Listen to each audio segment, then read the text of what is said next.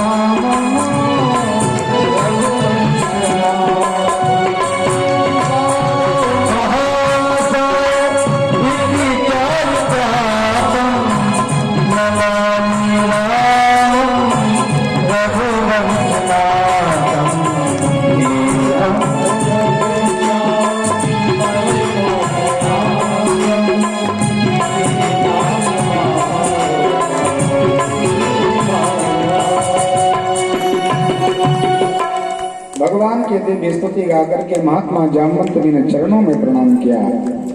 सीताराम जी के स्वरूप का दर्शन करके महात्मा जामवंत जी बड़े प्रसन्न हुए और कहा, प्रभु मैंने आपसे इतनी भी प्रार्थना नहीं की थी कि आप हमारे उस वचन को पूर्ण करने के लिए 28 दिन तक परेशान हुए। आपका बाल भोग नहीं हुआ, आपने विश्राम नहीं किया, आपने शयन नहीं किया और अहिर्निश रूप से आप हमारे साथ युद्ध करते रहे। ये मेरा बड़ा अपराध है कि मैंने अपने इष्ट के शयन में इतना बड़ा अवरोध उत्पन्न किया। इसलिए महाराज हम आपके चरणों में प्रणाम करते हैं, क्षमा करिए।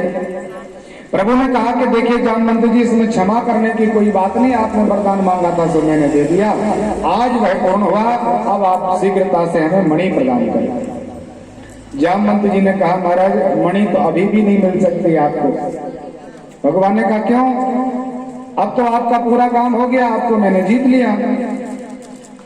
जामवंत जी ने कहा कि प्रभु मैंने अपनी ये मणि अपनी बेटी के लिए प्रदान कर दी है और बेटी को दिया गया धन कभी वापस नहीं लिया जाता। बेटी पराई धन है और बेटी को दिया जाने वाला धन भी पराया हो जाता है। इसलिए मैंने एक बार इस कन्या को ये मणि प्रदान कर दी है, अब महाराज उस पर हमारा कोई अधिकार नहीं है, ये मणि कन्या की है। और यदि आपको मणि की आवश्यकता है तो आप ऐसा करिए, मेरी कन्या का वर्ण कर लीजिए और दहेज में महाराज ये मणि लेके चले जाइए। परमात्मा ने विचार किया, मणि तो चाहिए है, आवश्यक है, कलंक हटाना है। इसलिए जामवंती के साथ परमात्मा का दूसरा विवाह संस्कार हुआ। जामवंती को रातों रात लेकर के भगवान द्वारिका पधारे। भागवत जी में तो नहीं लिखा कि इनका स्वरूप कैसा था, लेकिन संतों के भाव है कि महाराज बिल्कुल भालू की तरह दिखती थी। तो भगवान रातों रात प्रवेश किए थे, कोई देख ना पाए। और जैसे ही भगवान विलंब से पहुंचे इतने दिनों के बाद, तो सीधे भगवान रुक्मणी जी के कक्ष में प्रवेश किए। रुक्मणी जी ने सुंदर स्वागत किया और स्वागत करके रुक्मणी जी ने कहा, भगवान आप बताइए मणि लेके आए कि नहीं? भगवान ने कहा, बिल्कुल मणि को भी लाए और मैं एक पत्नी को भी लाए, एक दूसरा विवाह किया है मैंने, और इतनी सुंदर है कि महाराज आप बिल्कुल नहीं लगती उनके सामने। रुक्मणी जी ने विचार किया कि कन्हैया के लिए एक इतनी सुंदर स्त्री प्राप्त हो गई जिसके सामने हम बिल्कुल फीके हैं, हमारा कोई सुंदरता का इनके लिए स्नेह नहीं रहेगा। इसलिए उन्होंने भगवान शिव शंकर की आराधना की और भगवान शिव से कहा, महाराज वो जितनी भी सुंदर हो ऐसी कृपा करना कि हमारे बराबर हो जाए, ना तो हमसे ज्यादा सुंदर रहे और ना हमसे कुछ कम रहे, तो हम दोनों में बहन जैसा व्यवहार चले। तो भगवान शिव की उस कृपा आशीर्वाद से जामवंती बिल्कुल भालू की जैसे थी, लेकिन रुक्मणी मैया की कृपा देखिए कि बड़ी सुंदरता उनको प्राप्त हुई। भगवान ने विचार किया, काम बन गया और परमात्मा ने गेट खोल दिया। देखा तो जामवंती जी का सुंदर दर्शन किया। मणि को देकर के भगवान ने सभा को बुलाया और सबको बुला करके परमात्मा ने कहा कि देखिए सत्राजित जी ने मेरे ऊपर चोरी का कलंक लगाया था, आज मैं ये मणि लेके आया हूँ। तो संसार के व्यक्ति कहते कि भगवान के पास ही मणि थी, भगवान कहीं भी छुपे रहे और प्रकट करके लेके आ गए कि हमारा ये मणि है। तो इसका मैं गवाह भी साथ में लाया हूँ कि ये मणि कहाँ थी। जामवंती जी को आगे किया तो कहा महाराज मैं 28 दिन तक अनंत प्रकार का परिश्रम करके जामवंत जी को परास्त करके ये मणि को लेके आए और गवाए साथ में लाए। जामवंती का दर्शन कराया, सबने एक स्वर में द्वारिकाधीश भगवान का जयकार किया। बोली द्वारिकाधीश की जय हो। अब जनता का स्वभाव देखिए आप, थोड़ी थोड़ी सी कानाफूसी होने लगी थी कि हो सकता है कन्हैया ने ले लिया। संसार में अनेक प्रकार के व्यक्ति होते हैं, किसी को नहीं छोड़ता संसार। जगत जननी परांगा द्रौपदी जी के लिए नहीं छोड़ा, सीता जी को नहीं छोड़ा, राम जी के नहीं छोड़ा। संसार में हम आपकी बात तो ठीक है महाराज, भगवान को नहीं छोड़ता ये संसार। परमात्मा के ऊपर कालक्षेप लगा दिया था, लेकिन आज जब वो बात सिद्ध हो गई तो सब बदल गए महाराज 1 मिनट में, और सब सत्राजित जी को गालियां देने लगे, बड़ा अपमान करने लगे कि देखिए भगवान के पास क्या कमी थी, ये भगवान को चोरी का कलंक किसने लगाया। सत्राजित जी का कोई सम्मान नहीं करेगा। तो धन था, वैभव था, सभी प्रकार की संपदा थी, फिर भी महाराज इनके पास किसी प्रकार का कोई यश प्राप्त नहीं बचा। सबसे अधिक जाति अपमाना, संसार में जो कोई बड़ा अपराध और अपमान का कारण है तो वो आपका जातीय अपमान है। सत्राजित के कोई अपमान नहीं, विचार के इतनी धन संपदा हम कहाँ लेके जाएं, कहीं किसी को मुंह दिखाने लायक नहीं। तो रातों रात उसने विचार किया कि हमारे पास सुंदर एक सत्यभामा नाम की बेटी है और इसको दे करके कन्हैया के चरणों में समर्पित करेंगे और भगवान को अपना संबंधी बना लेंगे। परमात्मा जब दामाद बन जाएंगे तो संसार का ऐसा कोई व्यक्ति नहीं जो हमारा अपमान कर सके। परमात्मा से जिसका संबंध हो गया उसका कोई अपमान नहीं हो सकता। इसलिए रातों रात भगवान के पास पहुंचा। नारायण नमोस्तुते शंख चक्र गदाधरा दामोदर वृंदाक्ष गोविंद यदुनंदना। हे गोविंद, हे नारायण, आप अगल कुट ब्रह्मांडाधिनायक हैं, आपका नाम भक्त वत्सल है। भक्त कितना भी अपराध करे लेकिन प्रभु आप द्रवीभूत हो जाते हैं। इसलिए प्रभु ऐसी कृपा करिए कि मेरी कन्या का वर्ण करके मुझे क्षमा कर दीजिए। परमात्मा से उस सत्राजित जी ने कहा कि कन्या के बदले में महाराज हम आपको वो मणि प्रदान करेंगे, दहेज में वो मणि आप अपने ही घर रखना, मुझे कोई जरूरत नहीं उसकी। परमात्मा ने कहा कि हम कन्या का विवाह तो कर लेंगे लेकिन मणि महाराज हम ले नहीं सकते। मणि के द्वारा हमें कलंक लगा, उस मणि को हम देखना पसंद नहीं करते। और यदि आपका बहुत ज्यादा मन हो तो ऐसा करना, मणि आप अपने घर में रखो और उससे जो धन निकले तो हमारे राज कोष खजाने में आप उसको भेजते रहेंगे। और परमात्मा का तीसरा विवाह सत्यभामा जी के साथ पूर्ण हो गया। एक बार क्या हुआ, भगवान नारायण आनंद के साथ द्वारिका में वास कर रहे थे। उसी समय पांडव पुत्र अर्जुन का आगमन हुआ। अर्जुन कई माह तक द्वारिका में रहे। परमात्मा ने कहा चलो हम आपको छोड़ाते हैं थोड़ा और वहां जाकर के इंद्रप्रस्थ का दर्शन करेंगे। इस भाव से भगवान कृष्ण के साथ अर्जुन जी चले और द्वारिका से इंद्रप्रस्थ दिल्ली की यात्रा भगवान ने प्रारंभ की। तो बीच में यमुना पुलिन पड़ा, यमुना मैया का प्रवाह।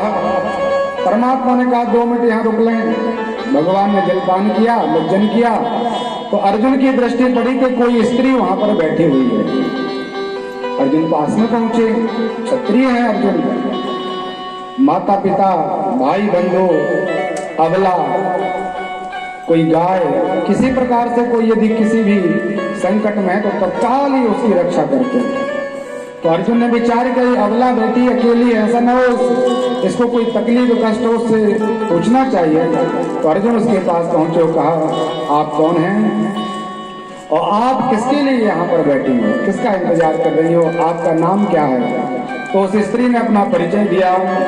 अहम देवस्य सवितुर दुहिता पतिमिच्छामि विष्णु वरेण्यं वरदं तपः परमस्थिता कालिंदी ख्यातम् वसामि यमुना जले निर्मते भवे पित्रा यावत् यावत अच्युत दर्शना अहम देवी सविता, मैं सूर्य भगवान की बेटी हूँ, नाम मेरा कालिंदी है। बसामी यमुना जली, यमुना जी के जल में वास करती हूँ। पिताजी ने मुझे रहने के लिए बड़ा सुंदर एक स्थान बनाया है।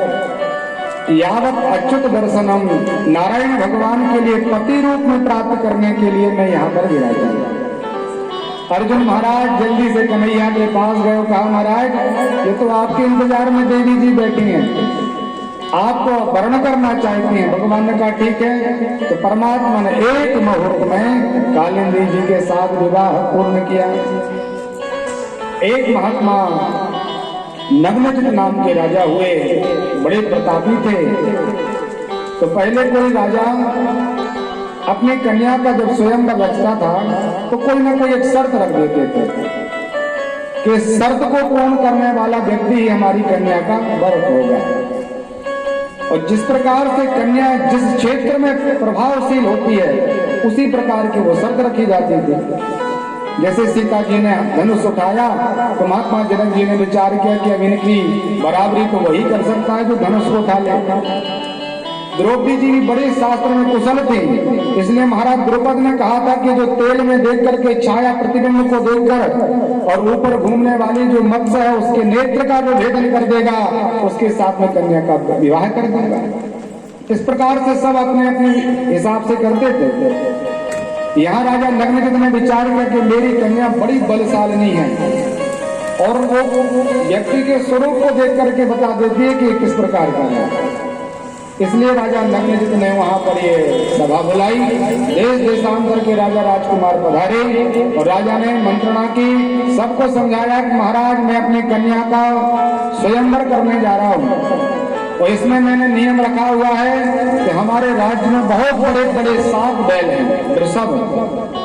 वो 7 बैल मनुष्य की गंध पाकर के उनको मार डालते हैं, उसको कोई काबू में नहीं कर सकता एक भी बैल के लिए। ऐसे 7 नंदी बड़े बड़े वृषभ देव। और राजा नग्नजित ने कहा कि जो पुरुष एक बार में एक रस्सी में 7 बैलों को नंदियों को बांध देगा उसी के साथ में अपनी कन्या का विवाह कर दूंगा। अनंत प्रकार के राजा राजकुमारों ने प्रयास किया, लेकिन महाराज कोई ऐसा समर्थशील नहीं निकला जो उन वृषभों को बांध सके। तो भगवान ने पहले तो सबको अपना अपना भाग्य अजमाने के लिए अवसर दिया। सबने अपना अपना भाग्य अजमाया, कोई सिद्ध नहीं हुआ तो भगवान नारायण खड़े हो गए। और भगवान का एक नाम धर्माध्यक्ष है। भगवान इस धराधाम के धर्म के अध्यक्ष हैं। और वृषभ को अपन ने परसों सुना था कि वृषभो ही साक्षात धर्म, वृषभ भगवान धर्म के अवतार हैं और भगवान धर्म के अध्यक्ष हैं। तो जब अध्यक्ष खड़े हुए तो धर्म ने विचार किया ये तो हमारे स्वामी हैं। तत्काल महाराज का होने लगा, कोई नहीं देख पाया तो भगवान ने 1 मिनट में 7 बैलों को बांध दिया।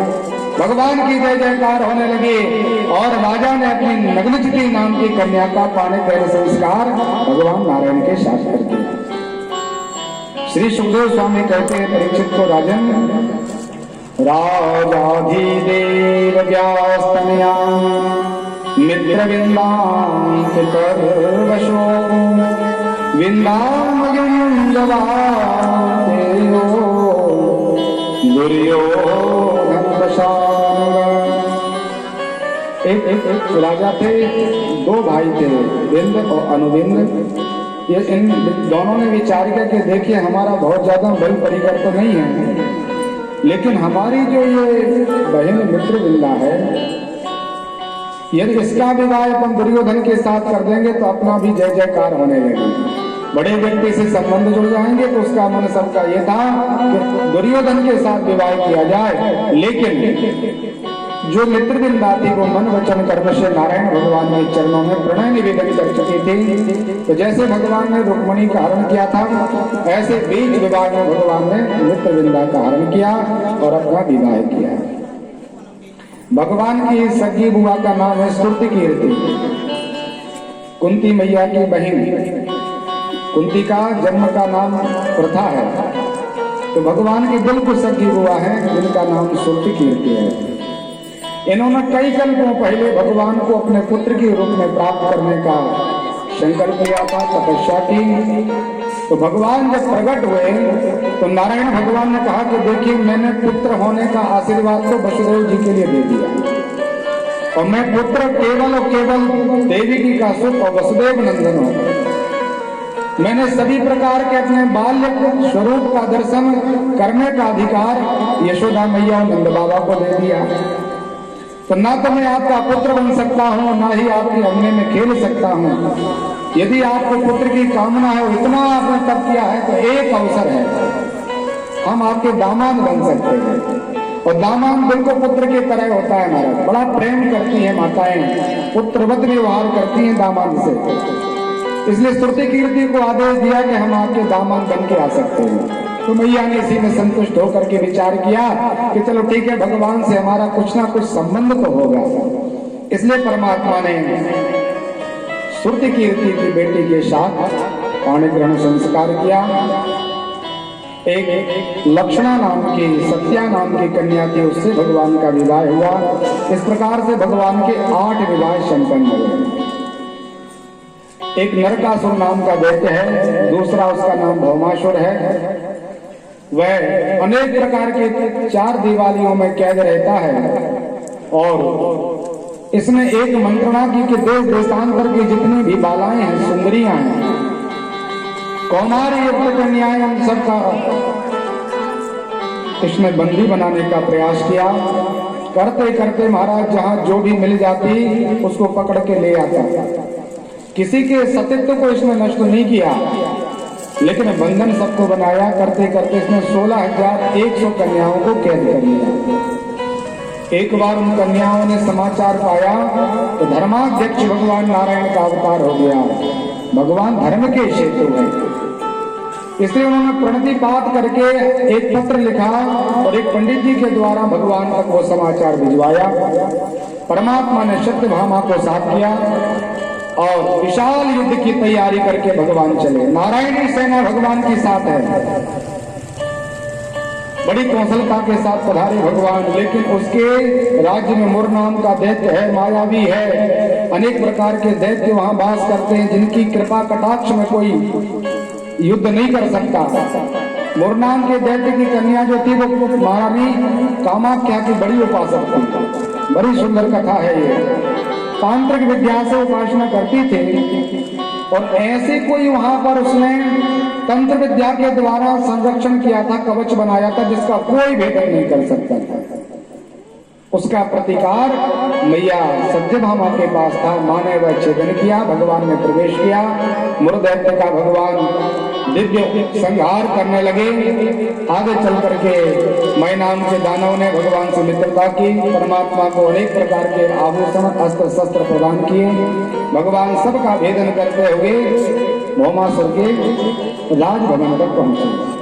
भौमासुर को भगवान ने ललकारना प्रारंभ किया, बाहर आया, विशाल युद्ध हुआ और परमात्मा ने भौमासुर को भी मार डाला। भगवान की जय जयकार होने लगी।